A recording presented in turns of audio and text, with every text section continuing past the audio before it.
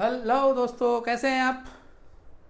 चलिए हम लोग एक नए टॉपिक की तरफ बढ़ते हैं। जैसा कि मैं इस समय ह्यूमन फीमेल रिप्रोडक्टिव सिस्टम का डिस्कशन कर रहा हूं, तो प्रीवियस लेक्चर्स में मैंने दो टॉपिक पढ़ाए हैं, जिसमें से मैंने एक इंट्रोडक्शन का टॉपिक पढ़ाया, ओवरी का टॉपिक पढ़ाया है, और आज मैं जो पढ़ाने जा रहा हूं वो टॉपिक है ह्यूमन फीमेल रिप्रोडक्टिव सिस्टम में ही fallopian duct and uterus and the rest of part जो भी like cervix, vagina and external genitalia. चलिए हम लोग बात करते हैं आज सबसे पहला टॉपिक फेलोपियन ट्यूब के बारे में।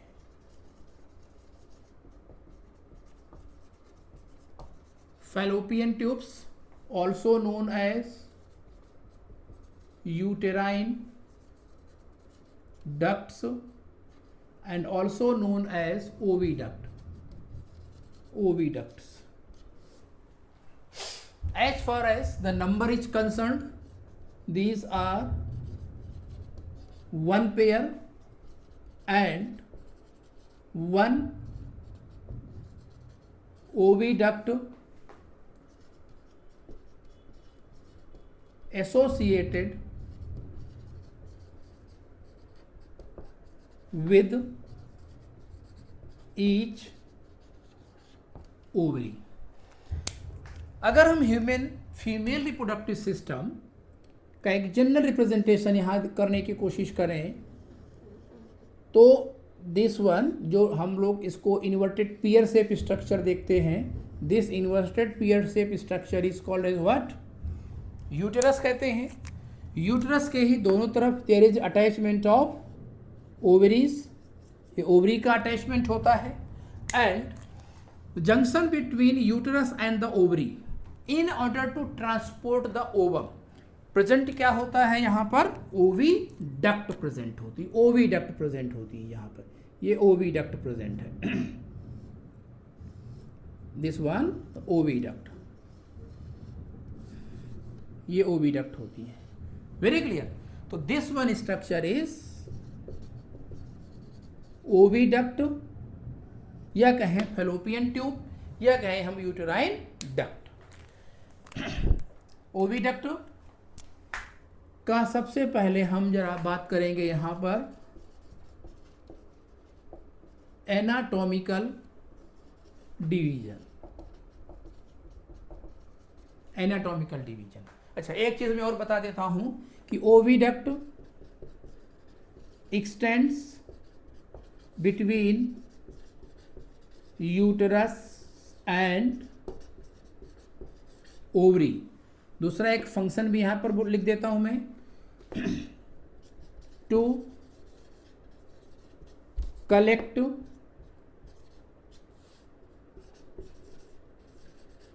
Released ovum.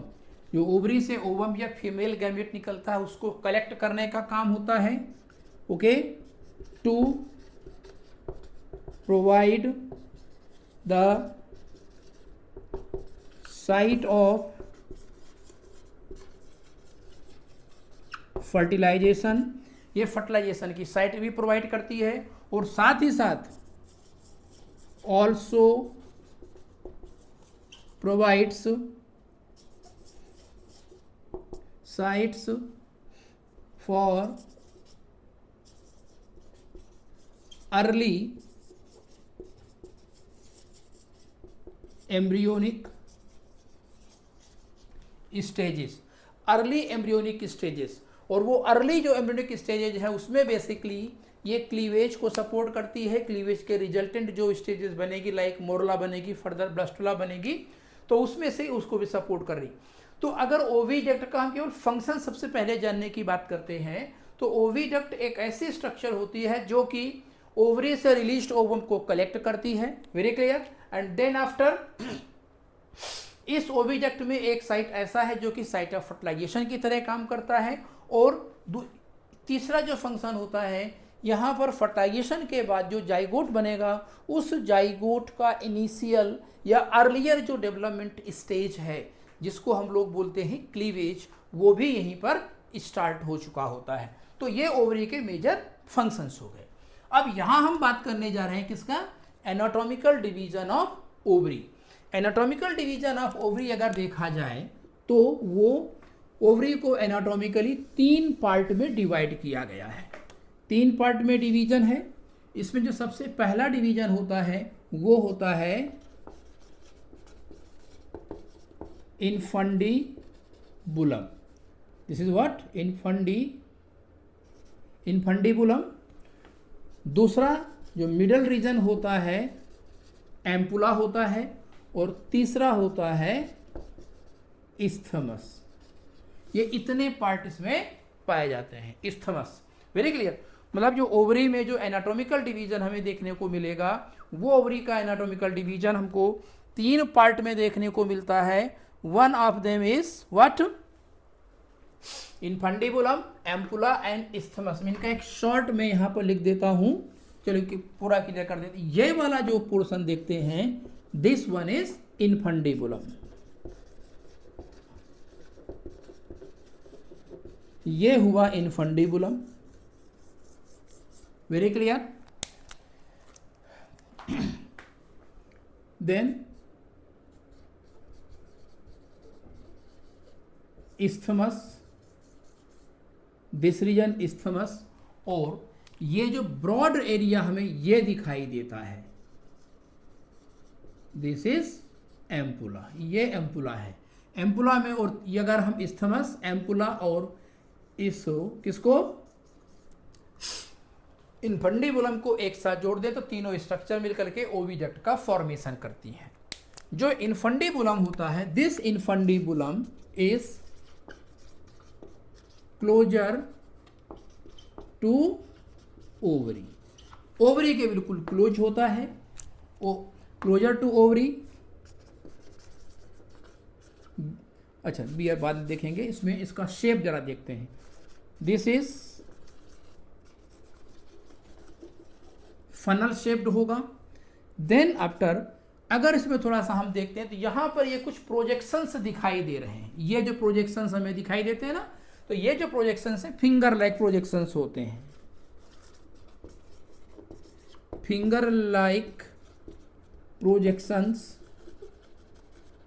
भी होते हैं, और ये finger like projections known as fimbriae. क्या बोलते हैं इनको?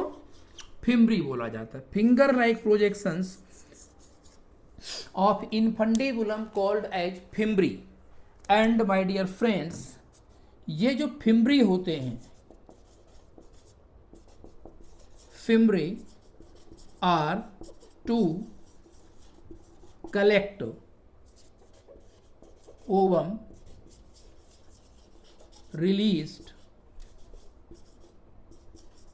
from ovary। एक्चुअली अगर हम यहाँ पर और थोड़ा सा डीप लेवल पर के स्ट्रक्चर की स्टडी करने की कोशिश करें, या कह सकते हैं अलाइनमेंट और लोकेशन ऑफ ओवरी एंड इनफंडी, जैसे इनफंडीबुलम ये ओविडक्ट की बात करें तो जैसे कि ये ओवरी है और ये है ओविडक्ट, ये उसका हो गया इनफंडीबुलम, और ये फिंगर लाइक प्रोसेस हो गया इसके क्या फिम्ब्री हो गए। तो ये कंडीशंस आपको दिखाई देगी। मीन्स जो ओवरी है वो फेलोपियन ट्यूब के इनफंडीबुलम के बिल्कुल अंदर नहीं होती है, इनके बीच में एक गैप रहता है। अब गैप तो है, जरा ये आइडिया लगाइए कि ये जो पूरा सिस्टम है, इसमें जो ह्यूमन फीमेल का रिप्रोडक्टिव सिस्टम है वो पेल्विक रीजन में प्रेजेंट है, और ओवरी की लोकेशन क्या है? Lower abdominal region. मीन्स ये जो ओवरी है और ये इनफंडीबुलम का फिम्ब्री एक पूरा स्ट्रक्चर है यहाँ पर, तो बीच में ये जो स्पेस है ये है तो एब्डोमिनल कैविटी।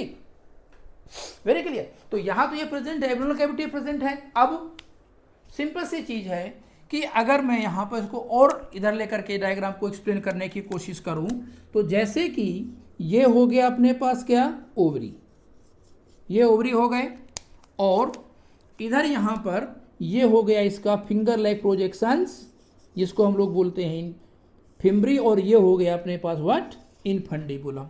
तो ये जो ओवम निकलेगा, ओवम तो दोस्तों यहाँ कहीं ही निकलेगा ना, ये निकलेगा क्या ओवम, ये निकला ओवम। अब अगर ओवम निकला तो वो डायरेक्टली ओविडक्ट के अंदर नहीं जाता है। ओवम रिलीज कहाँ हुआ? Ovum released into abdominal cavity.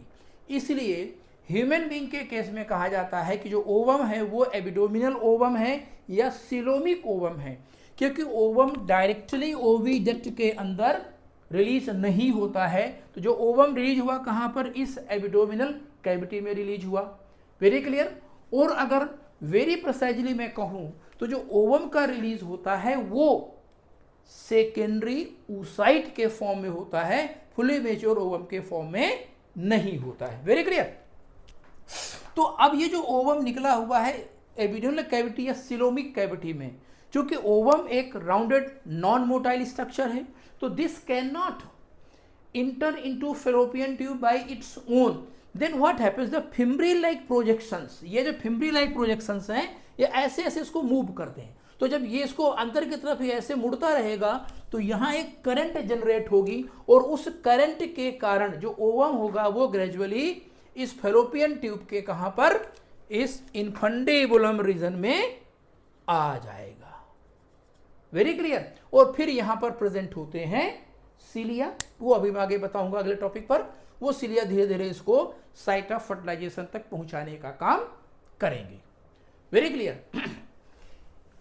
एक चीज और आपको बता दूं, एनसीईआरटी में ओविडक्ट का डायमेंशन लिखा हुआ है। तो जो डायमेंशन आपको देखने को मिलेगा वो 10 to 12 सेंटीमीटर है ईच ओविडक्ट का। दोनों का जोड़ के मत कर देना, ओके। ये एक ही ओविडक्ट का डायमेंशन है, और ये लंबाई लिखी है, वाइड थिकनेस या इसकी विड्थ नहीं लिखी कि इसका डायमीटर है, इसकी ये क्या है, लंबाई है टोटल। चलिए, तो ओविडक्ट का जो पहला पार्ट है that is closer to oviduct, it is closer to ovary is infundibulum. This is funnel-like structure. It bears finger-like projections. Those are meant to collect the ovum released from ovary. Or if someone asks कि why the human female ovum is abdominal ovum or why the human female ovum is coelomic ovum, so answer will be there कि ovum first released into abdominal cavity or coelomic cavity.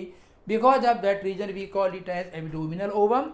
And later on it collect by the fimbri of the fallopian tube present on infundibulum. Very clear.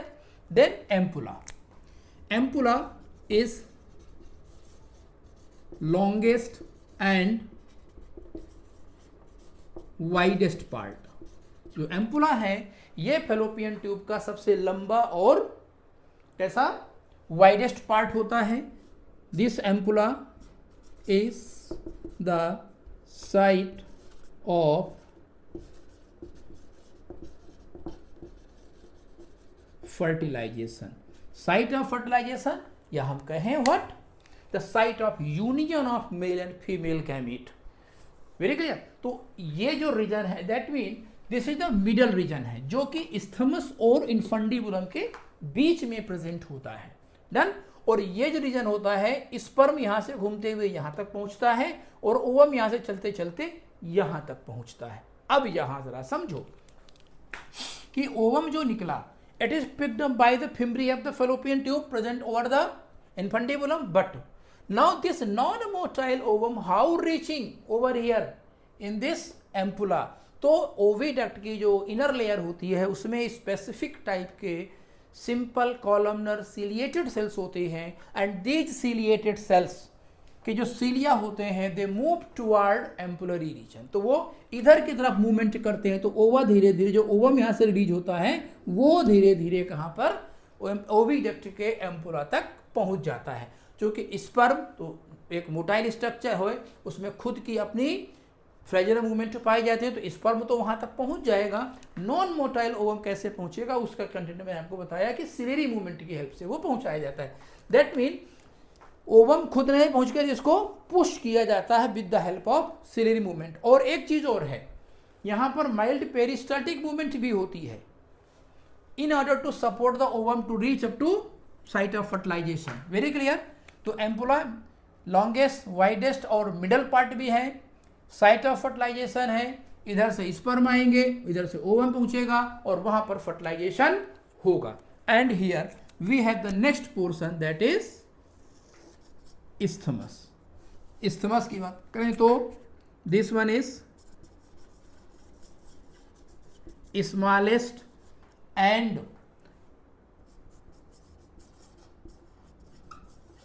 Narrowest part होता है, सबसे सकरा part होता है। Then closer to oviduct uterus, closer to uterus, या मैं ऐसे भी कह सकते हैं, हम लोग इसको ऐसे भी कह सकते हैं कि ओपन्स इनटू यूटेरस, यूटेरस में खुलता है। तो कुल मिलाकर के ये धीरे धीरे मूवमेंट इसमें इधर की तरफ होगा और ये यूट्रस में इसकी जाकर के ओपनिंग हो जाती है। डन। तो ये हो गया हमारा ओवरी का क्या, एनाटॉमिकल डिवीजन। ठीक है, और आप चाहें तो इसका स्क्रीनशॉट ले लें, okay, so that I can go for the histological analysis of this oviduct. Hope you would have taken the screenshot. चलिए, let's migrate to the next component of the fallopian tube, that is histology of fallopian tube.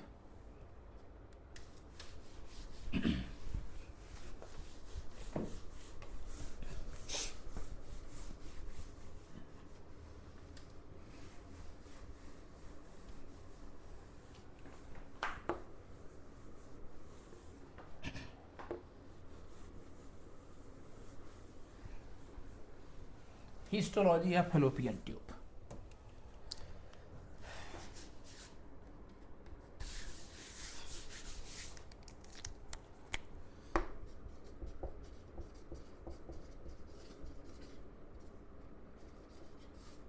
Histology वो तो लिखा हुआ उधर देखते हैं, histology of fallopian tube. तो histologically अगर हम इसको देखें तो जो लाइक अगर ये हम जैसे कि ये एक अपने पास ये फैलोपियन ट्यूब का हमने एक नॉर्मल डायग्राम लेटरल भी यहाँ से हम देख रहे हैं, ओके। अगर इस फैलोपियन ट्यूब का हम एक सेक्शन यहाँ से काट लें, मीन्स ये जो रीजन है अगर मैं इसका यहाँ से काट जैसे देखिए काट दें, लेकिन स्ट्रक्चर इसको मैंने ऐसे काटा और फिर इसको सामने से ऐसे देखा जाए, then what we see over here, microscopic structure जो आएगा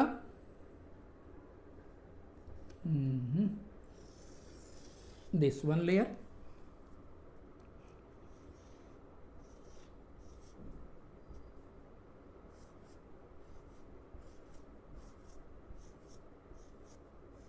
like this,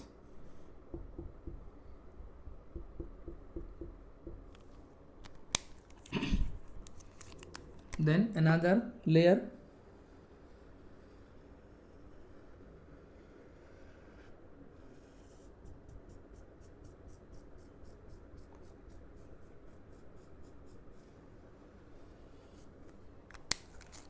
and this outermost layer।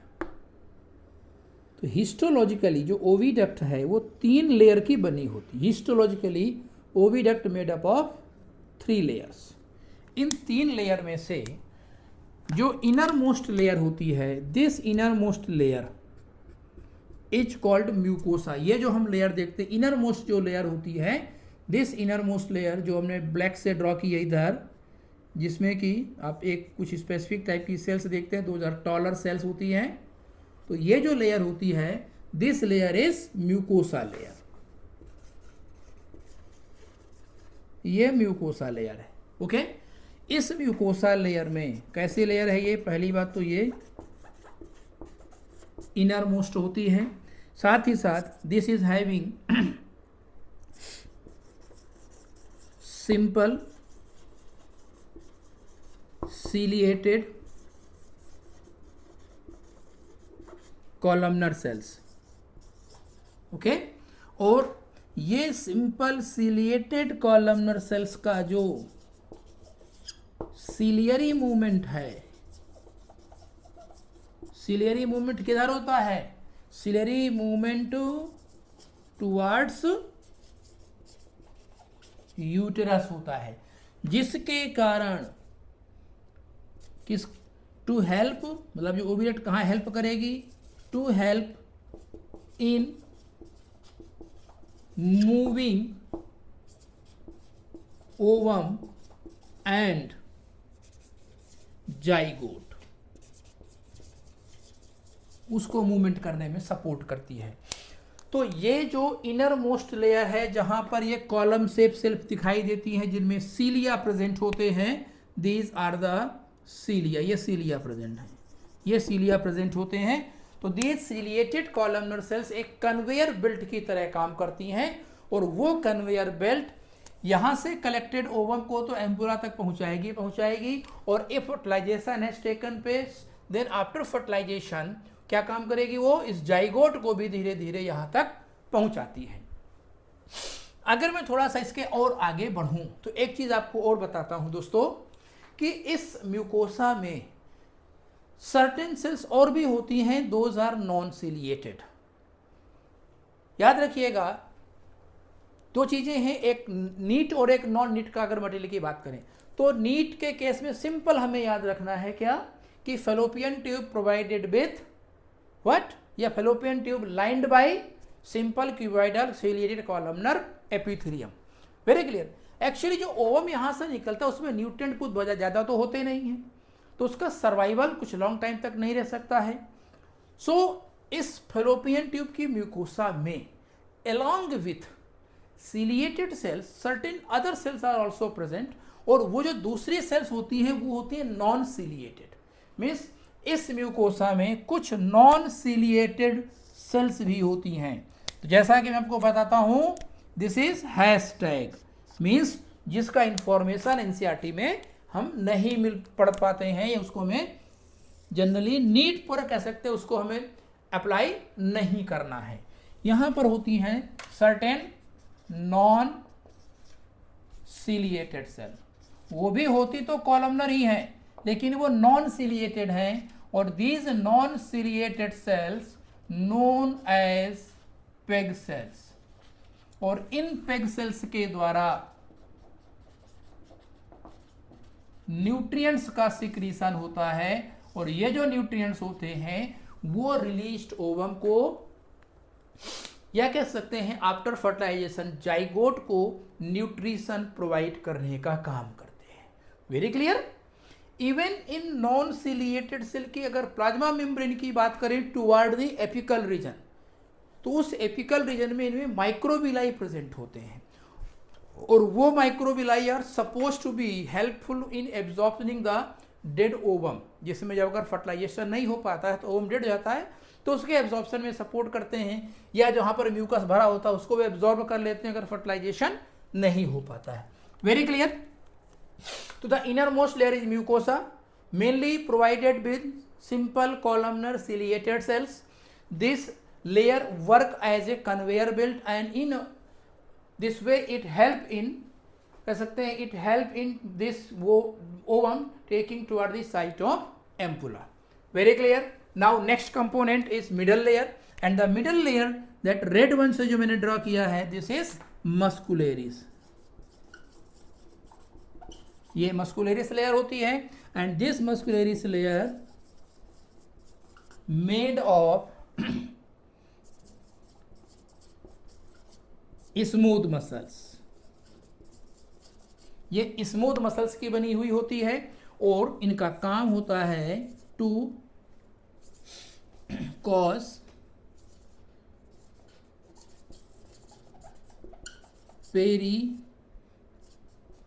Peristalsis movement. और ये पेरिस्टाल्सिस मूवमेंट होती क्यों है? टू असिस्ट ओवम एंड जो कह सकते हैं दूसरा जाइगोट। जो पेरिस्टाल्टिक मूवमेंट होती है वो इस डायरेक्शन में होती है, इधर से जब डायरेक्शन होगा तो सिलेरी मूवमेंट के कारण तो ओवम माइग्रेट करेगा ही करेगा, साथ ही साथ जब यहाँ पर पेरिस्टाल्टिक मूवमेंट होगी तो वो भी इसको सपोर्ट करती है, एडिशनल असिस्टेंट देगी जिससे कि इजीली यहाँ पर पहुँच पाए, और आफ्टर वहाँ पर पहुँचने के बाद if it is going to meet with the sperm it can fuse, और आफ्टर फ्यूजन और आफ्टर फर्टिलाइजेशन जो जाइगोट होता है it is gradually brought to the uterine cavity. तो एडिशन वहां पर दो ही इवेंट सपोर्ट करती हैं, one of them is ciliary movement by the mucosal cell and another is this peristaltic activity. Very clear? And then the outermost layer this blue one it is serosa. This outermost blue color layer is serosa, and this serosa basically derived from